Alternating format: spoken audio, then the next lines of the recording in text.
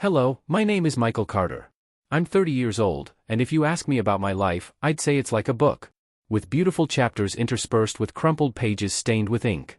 I grew up in the suburbs of Atlanta, Georgia, in a modest red brick house, where neighbors knew each other's names, and the sound of birds chirping every morning was a familiar melody.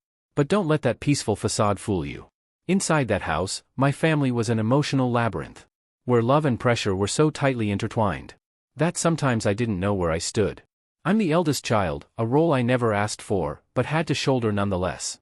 My father, James, a retired police officer, is a tall, imposing man, with a deep, commanding voice, as if he's always ready to give orders. He's the kind of person you don't want to argue with. Not because he's frightening, but because he has a way of making you feel wrong, even when you know you're right. My mother, Linda, is an accountant, still toiling away with numbers in her small office, though her income never seems enough to satisfy her. They love me, I don't doubt that. But their love always came with expectations. Invisible strings that tightened around me from a young age. Then there's Ethan, my younger brother, 3 years my junior. Ethan is the sunshine in our parents' eyes, a golden boy with a charming smile, and a knack for making people overlook his mistakes. While I slaved away studying and working part-time at a grocery store to afford books, Ethan was handed everything: college tuition, his first car, a shiny red Mustang he drove everywhere, despite never holding a job for more than 6 months. I'm not jealous, not exactly. But every time I heard Mom brag about Ethan's hidden potential, or saw Dad pat his shoulder with a proud look, my heart ached, as if I were a faint shadow in my own family. Growing up in suburban Atlanta wasn't a fairy tale. Our house sat on a quiet street with a front yard full of weeds, and an old oak tree I'd climb to escape the arguments in the kitchen below. My parents didn't fight often, but when they did, it felt like the world was shaking. It was usually about money, always about money. Dad retired early due to health issues, and his pension barely covered the basics. Mom worked herself to exhaustion, but never complained, only sighing quietly as she reviewed bills. I learned to read their moods through small signs. The way Mom tapped her pen on the table when anxious, or Dad's distant gaze as he sat in his armchair, staring out the window. I realized early on that if I wanted to break free from that cycle, I had to rely on myself.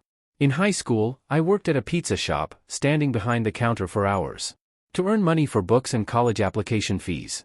I won a scholarship to the University of Georgia, and for the first time, I felt I'd done something truly worth being proud of. But even that moment was overshadowed when I showed my parents the scholarship acceptance letter. Mom gave a faint smile and said, "Good job, Michael, but don't let it make you arrogant." Meanwhile, Ethan, who had just been kicked off the football team for skipping practice, was comforted by Dad with a special dinner. I remember standing in the kitchen, staring at the steak Mom prepared for Ethan, wondering if I'd ever be loved like that. The favoritism wasn't something I imagined. It was there in every small detail. When I needed money for a laptop for school, my parents told me to figure it out myself. But when Ethan crashed his car while driving drunk, they immediately dipped into their savings to fix it. I learned not to ask, not to depend. I told myself I was stronger for it, that I didn't need their favoritism to succeed. But deep down, I always longed for them to look at me with the same pride they gave Ethan. At 22, after graduating with a marketing degree, I decided to leave Atlanta. I wanted to escape my family's shadow, the unfair comparisons, and the invisible pressures. Chicago was my destination, a big, bustling city where I could start fresh. I remember the day I left, standing at Hartsfield-Jackson Airport, suitcase in hand, heart pounding with both excitement and fear. Mom hugged me, whispering, "Call home often, Michael." Dad just nodded and said, "Don't get into trouble." Ethan didn't even see me off. He was too busy sleeping off a night of partying. Chicago was a breath of fresh air. I started with an internship at a cosmetics company, where I quickly proved myself. I loved my job, the advertising campaigns, the lively brainstorming sessions, the feeling that I was creating something valuable. After 5 years, I was promoted to marketing manager, with a salary that allowed me to live comfortably and even save a decent amount. I rented a small apartment downtown with windows overlooking Chicago's skyline, and for the first time, I felt like I truly belonged somewhere. Meanwhile, Ethan stayed in Atlanta, still mooching off our parents. He changed jobs like he changed clothes, from salesman to freelance DJ. Then unemployed again. He married Sarah, a girl with a radiant smile, but a lavish lifestyle that matched Ethan's. They quickly drowned in debt, credit cards, bank loans, even loan sharks.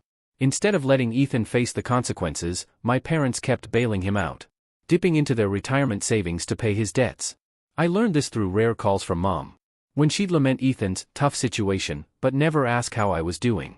I tried to keep my distance from the family, not because I didn't love them, but because every conversation pulled me back to the past. To days when I felt not good enough, not worthy enough. I called home once a month, mainly to check on my parents. Those calls were always brief, filled with awkward silences. Mom would talk about Ethan, how he just lost another job. Or how Sarah wanted to open a nail salon but lacked funds. Dad would ask if I could send money home because the family's struggling. I started sending $1,500 a month, not because I wanted to, but because it felt like the only way to keep the peace. But deep down, I knew that peace was an illusion. Every time I sent money, Mom thanked me cursorily, as if it were my duty. Ethan never mentioned the money, but I heard from Mom that he used it to buy new clothes. Or go on trips with Sarah. I wondered if they ever thought about what I sacrificed to earn that money. The late nights working, the times I skipped outings with friends to save. The dreams I put on hold to stay stable. Then one day, the phone rang. It was Mom, Susan, her voice tense, different from usual. "Michael, you need to come home," she said. "We have something important to discuss. It's a family matter." A chill ran down my spine. I knew this call wasn't just a casual invitation to visit. Something was waiting for me in Atlanta. Something that would change everything. I booked a flight, my heart heavy, unsure of what I was about to face. But I knew whatever it was, it wouldn't be easy. Sitting on the flight from Chicago to Atlanta, I stared out the window, watching fluffy white clouds drift by like fragments of shattered memories. I tried to imagine the important family meeting Mom had mentioned. But my mind was filled with questions that had no answers. The last time I'd been to Atlanta was for Christmas. A brief visit filled with awkward conversations and perfunctory hugs. Ethan had bragged about a new business plan, some vague idea about opening a bar. While Mom looked at him with sparkling eyes, as if he'd just invented electricity. I just sat there, sipping cold coffee, trying to keep the bitterness in my heart from spilling over. When the plane landed at Hartsfield-Jackson Airport, the humid Georgia heat enveloped me. Like an unwanted embrace. I rented a car and drove to the familiar red brick house in the suburbs. The old oak tree still stood in the front yard, but it looked more withered now. As if time had worn away some of my childhood memories. As I stepped inside, the smell of Mom's baking cookies lingered in the air. But there was no warmth to accompany it. Dad sat in his armchair, his eyes fixed on me with a stern expression. Mom stood in the kitchen, wiping her hands on her apron, her lips pressed into a thin line. Ethan and Sarah sat on the sofa, hands clasped, but their eyes avoided mine. The air in the room was heavy, as if everyone were bracing for a storm. "Michael, sit down, Dad," Robert said, his voice low, but carrying an unmistakable urgency. I pulled out a chair, my heart pounding. Mom placed a glass of water in front of me, but didn't meet my eyes. Ethan fidgeted, as if he wanted to bolt. Sarah offered a forced smile, but her eyes were sharp, sizing me up. "We need to talk about Ethan, Mom," Helen began, her voice trembling, but resolute. "You know your brother's been struggling. He and Sarah, they need a fresh start." I nodded, trying to stay calm, but a storm was already brewing inside me. "What kind of struggle?" I asked, though I could guess the answer. Ethan was always struggling, a failed job, a new debt, a plan that never materialized. Dad cleared his throat, leaning forward. "We've decided to help Ethan and Sarah. We bought them a house, a nice one, in a good area, so they can settle down." I blinked, trying to process the words. "Bought a house?" I repeated, my voice higher than intended. "With what money?" Mom glanced at Dad, then back at me, choosing her words carefully. "We used our savings and took out a mortgage. The house is worth $400,000, but the remaining loan is $320,000, and we need your help." My heart seemed to stop. "Help? What do you mean?" Dad's voice hardened. "We need you to take on the mortgage payments. You have a good job, a steady income. Ethan and Sarah can't manage it, but you can. Family helps family, Michael." Blood rushed to my head, a mix of anger and disbelief. I looked at Ethan, hoping he'd say something, an explanation, an apology, anything. But he just stared at his hands, picking at his nails. Sarah gripped his hand tightly, as if shielding him from me. "Dad, Mom, I've been sending $1,500 a month," I said, struggling to keep my voice steady. My hands clenched under the table. "I've covered living expenses, utility bills, even Dad's medication. Now you want me to pay off a $320,000 mortgage for a house I didn't choose. Don't live in, and wasn't even consulted about." Mom frowned, as if I'd said something offensive. "Michael, you're the eldest. You have a responsibility to your brother. Ethan needs this chance. If you don't help, they'll lose everything." They've already had everything, I snapped, unable to hold back. You paid for Ethan's college, bought him a car, paid off his debts. And me? I did everything on my own. I worked part-time from age 16, paid for my own school, built my life in Chicago. And now you want me to ruin my financial plans to bail out Ethan? Who's never taken responsibility for anything? The living room fell silent. Ethan finally looked up, his eyes flashing with anger. You talk like I'm a burden, he said, his voice shaking. I'm trying, Michael. I don't have the luck you do. Luck? I almost laughed, but the sound caught in my throat. I worked myself to exhaustion to get where I am. And you? You spend money like water, married someone just as extravagant. And now you want me to pay for your choices. Enough. Dad slammed his hand on the table, making my glass of water tremble. Michael, you're being selfish. Family means sacrifice. You can't just think about yourself. His words cut like a knife. I looked at Mom, hoping she'd say something to ease the tension, but she just nodded in agreement with Dad. Sarah started crying, tears I wasn't sure were genuine or just for show. Ethan wrapped his arms around her, whispering something, as if I were the villain in this story. I took a deep breath, trying to regain my composure. Dad, Mom, I understand family is important, but I've done everything I can. If Ethan and Sarah need a house, why not rent or buy something cheaper? There are other options. Asking me to pay for a $320,000 loan is unfair. I can't do it. I can't afford it. Can't afford it? Mom, Susan, nearly shouted. You make good money in Chicago. You live alone, no family, no responsibilities.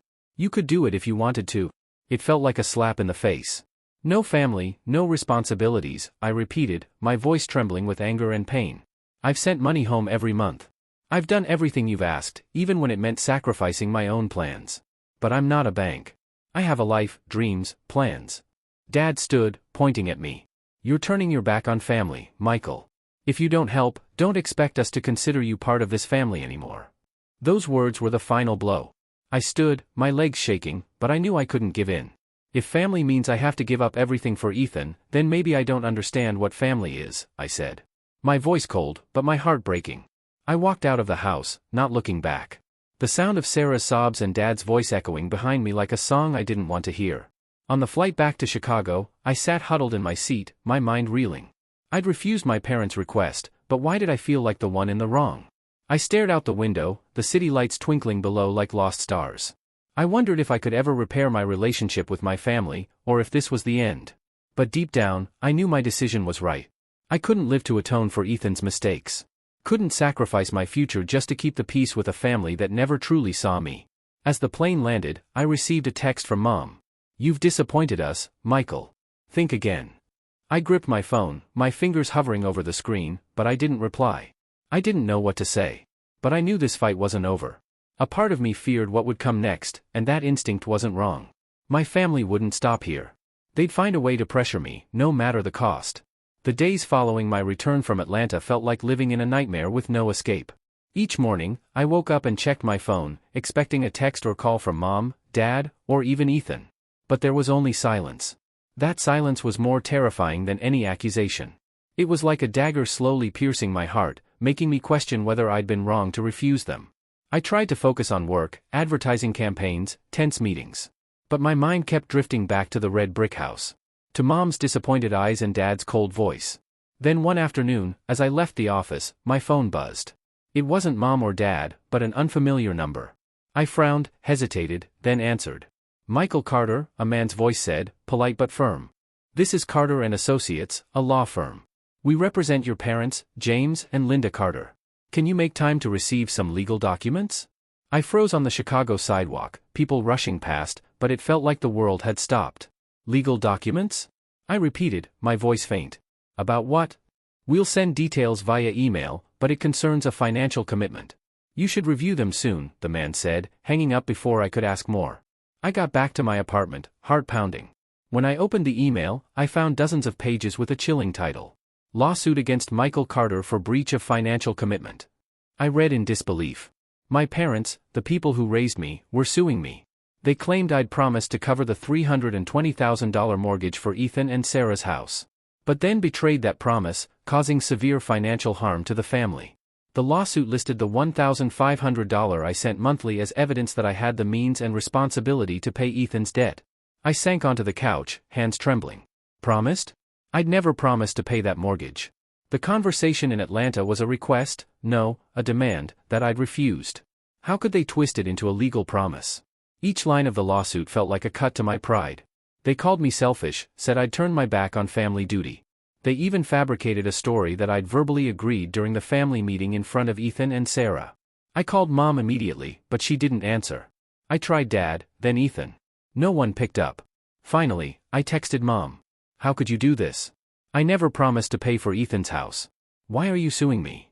The message sent, but no reply came. I felt betrayed, as if the family I'd tried so hard to hold together had crumbled beneath me.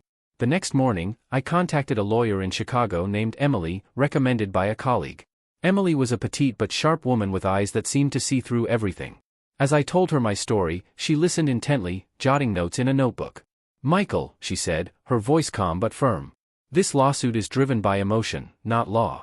They have no clear evidence of a legal agreement. But we need to prepare thoroughly because your family seems very determined. Emily asked for every text, email, and financial transaction between me and my family. I dug through old messages, Mom's curt thank yous for the money I sent, her updates about Ethan's struggles. Not one mentioned me agreeing to the mortgage. Emily nodded as she reviewed them. Good, she said. They have nothing concrete, but you need to stay calm. This case could get personal and emotionally challenging. She was right. The following weeks were a whirlwind of anxiety and anger. I couldn't sleep, lying awake at night, wondering how things had come to this.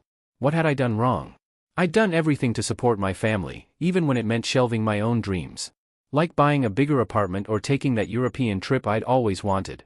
Now, the family I loved most was dragging me to court like a criminal. The court date arrived faster than I expected. The Atlanta courthouse was a cold building with marble hallways and a stifling atmosphere. As I entered the courtroom, I saw my parents on the other side with their lawyer, a smug, middle-aged man. Ethan and Sarah were there, too, but they wouldn't look at me. Mom wore a gray sweater, looking older than her years, her eyes red but resolute. Dad sat upright, as if he believed he was doing something righteous. The judge, an older woman with a calm voice, asked my parents' lawyer to present their case. He stood, spinning a tale woven from distorted memories. He claimed I'd promised to pay the mortgage during the family meeting. That I'd committed in front of everyone, but then betrayed the family out of personal selfishness. He presented copies of my bank transfers, arguing they proved I could afford the debt. Emily stood to counter, her voice sharp but composed. Your Honor, she said, my client, Michael Carter, has supported his family by sending $1,500 monthly for years. Despite no legal obligation to do so. But there was no agreement, written or verbal, for him to cover a $320,000 mortgage. This is a family expectation, not a legal contract. The judge nodded, jotting notes. Then she turned to my parents. Mr. and Mrs. Carter, do you have concrete evidence of Michael's promise? An email, a text, or a reliable witness? Dad cleared his throat, his voice shaky. We don't have anything in writing, Your Honor. But Michael's the eldest son. He knows his responsibilities. He said he'd consider it, and we took that as a promise. Emily jumped in. Your Honor, considering is not a legal commitment. My client clearly refused this request, and he had every right to. I looked at my parents, hoping they'd meet my eyes, but they didn't. Mom bowed her head, wiping tears. Dad clenched his fists, as if holding back anger. Ethan and Sarah sat silently, but I caught Ethan's accusatory glance when he finally looked my way. I wanted to scream, to ask why they were doing this, why they'd made me the enemy. But I sat there, letting Emily speak for me. Finally, the judge spoke. I've reviewed the documents and heard both sides. There's no evidence that Michael Carter committed to paying the mortgage. Family expectations, while significant, are not a legal contract. This case is dismissed. I exhaled, but no sense of victory came. Instead, I felt hollow. As the hearing ended, my parents stood and left without a word. Ethan and Sarah followed, but I heard Sarah whisper something to Ethan, her voice laced with anger. Emily patted my shoulder, saying, You did the right thing, Michael. They had no legal ground. Now you can move on with your life. But move on how? As I left the courthouse, Atlanta's bright sunlight didn't warm me. I'd won the lawsuit, but I'd lost my family. A new wound had opened in my heart, and I knew it wouldn't heal easily. I got in the car, drove to the airport, and wondered if my family would ever forgive me. Or if I could forgive them. On the flight back to Chicago, I sat hunched in my seat. The hum of the plane's engines drowned out by the echo of Dad's words. Don't expect us to consider you family anymore. Those words stabbed deep into my chest, each memory of them a fresh jolt of pain. I stared out the window, clouds drifting hazily by like my uncertain future. Family, the one thing I'd thought was my safest haven, was now just a shattered memory. I knew I'd done the right thing, but why did victory taste so bitter? Back in my Chicago apartment, I felt like a stranger in my own home. The small space with its window overlooking the city skyline, once my pride, now only deepened my loneliness. I checked my phone, hoping for a text, a call, any sign that my parents or Ethan still saw me as family. Nothing, only a notification from my banking app. The joint account I'd used to send money to my parents had been locked. Mom had cut my access, as if erasing every trace of me from their lives. They didn't want a single cent from me anymore. Then came another notification, a social media post from Ethan. I hesitated, but curiosity won. I opened it and instantly regretted it. It was a long, venomous rant. Ethan called me selfish, a family traitor, someone who abandoned his brother in need. He wrote that I'd chosen money over kinship, that I didn't deserve to be the eldest. The post had dozens of comments from distant relatives I barely knew, agreeing with Ethan and hurling insults I couldn't bear to repeat. An aunt wrote, "Michael, you're a disgrace." An uncle added, "He thinks he's better than the family." I shut off my phone, but the words had already seared into my mind. I sank to the floor, knees drawn up, fighting back tears. I wasn't crying over the accusations, I was used to being misunderstood. But I cried for the loss, for the reality that the family I'd loved and sacrificed for now saw me as an enemy. I wondered if I'd been wrong from the start. Should I have agreed to pay the mortgage, even if it meant ruining my own life? Guilt choked me, mingling with anger and hurt. I wanted to scream, to call Mom and demand why, but I knew no answer would satisfy me. The days that followed, I lived like a shadow. I went to work, attended meetings, smiled at colleagues, but it was all a facade. At night, I lay in bed, staring at the ceiling, feeling a black hole in my chest, swallowing every trace of joy. Insomnia took hold. I'd wake at 3 a.m., heart racing, drenched in cold sweat. Childhood memories flooded back, times I stood on the sidelines, watching Ethan bask in our parents' affection. Moments I told myself I had to be stronger, better, to be loved. Now I realized that no matter how hard I tried, I was never enough in their eyes. One evening, sitting in my darkened apartment, my phone buzzed. It was Grandma Elizabeth, the only family member still speaking to me after the lawsuit. She lived in Savannah, a few hours' drive from Atlanta, and had always understood me best. "Michael, are you okay?" she asked, her voice warm but worried. I poured out everything, the lawsuit, Ethan's post, how my parents had disowned me. She listened silently, then said, "I know what it's like to be pressured by family.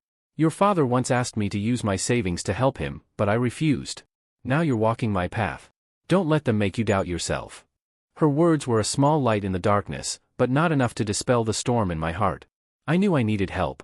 So, I reached out to Dr. Margaret, a therapist recommended by a colleague. At our first session, I sat in her small office's armchair, feeling like a lost child. Margaret, with her silver hair and gentle eyes, didn't let me hide from my emotions. "Michael," she said, "tell me what you feel. Not what you think you should feel, but what's really going on inside." I told her everything, the hurt, the guilt, the isolation. I spoke of growing up in Ethan's shadow, always striving to prove my worth, but never measuring up. Margaret listened without judgment, and when I finished, she said, "You're carrying a burden that isn't yours. Your family placed unfair expectations on you, and when you set boundaries, they punished you. But boundaries aren't selfish. They're how you protect yourself." Therapy with Margaret became my anchor. She helped me revisit childhood wounds, times I was compared, overlooked, or seen as the strong one who didn't need love. I began to understand that my guilt wasn't because I'd done wrong, but because I'd been taught that loving family meant sacrificing myself. Margaret said otherwise. Love shouldn't demand you give up who you are. Michael, you deserve to be loved without a price. Healing wasn't easy. Some days I woke up empty, as if a part of me was gone. I tried to find joy in work, but even successful ad campaigns felt hollow. I avoided social media, as every scroll brought new comments from distant relatives echoing Ethan's post. Once I saw a message from Mom, but it wasn't an apology. "We don't need your money anymore," she wrote. "Take care of yourself." Those words were a final knife, severing the last shred of hope I held. But in the darkness, I found small glimmers of light. David, my college friend, noticed I was drowning. One night, he showed up at my apartment with pizza and a beer. "Michael, you don't have to do this alone," he said.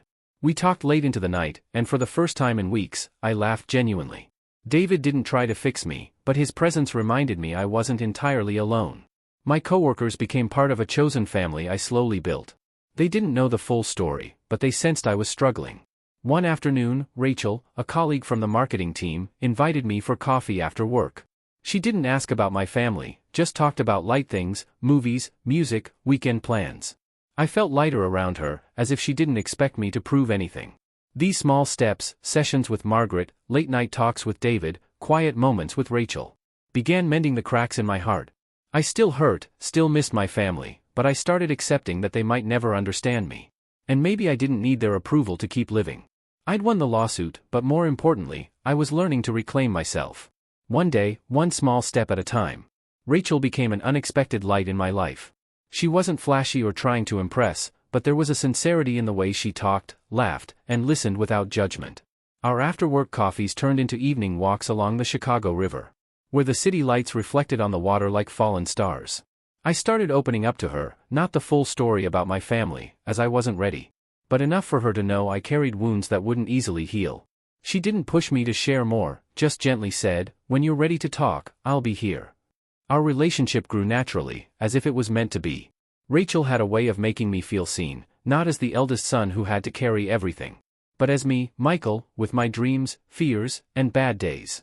She told me about her own family, how she'd struggled to set boundaries with her alcoholic father. "Sometimes loving means letting go," she said one night as we sat in a small diner, a candle flickering between us. Her words were like a key, unlocking a part of my heart I'd kept tightly shut. After a year of dating, I couldn't imagine life without her.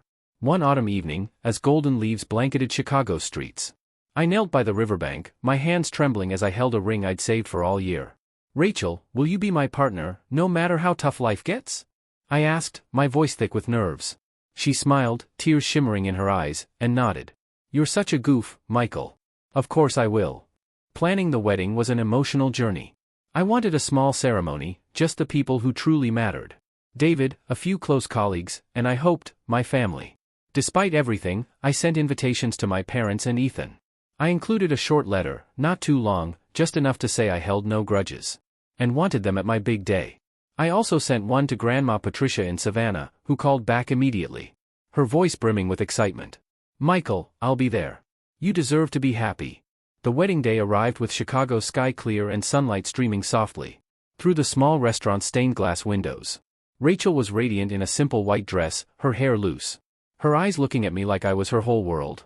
David, my best man, kept teasing me for shaking while reading my vows. But as I scanned the crowd, my heart sank. My parents weren't there. Neither were Ethan and Sarah. Their seats sat empty, a painful reminder of the chasm between us. Only Grandma Patricia was in the front row, her eyes sparkling with pride, a neatly folded handkerchief in her hand like a talisman.